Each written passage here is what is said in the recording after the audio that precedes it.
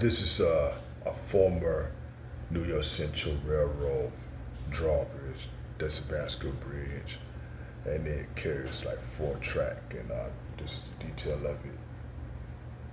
And it crosses the Bellman's Creek, and also is used by the CSX Railroad, NE New York Central Railroad, and it's located in Fairview, New Jersey. And I don't think that it never lifts. It's fixed in place, but it's still used for rail traffic.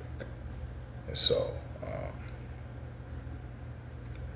it looked like it's a 4-track bridge right here, understand? And this is a rare type of drawbridge. So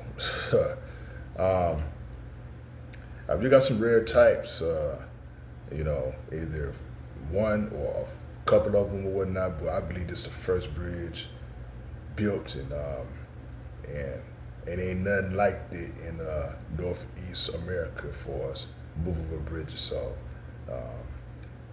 now it crosses the Bellman's Creek in Fairview, New Jersey.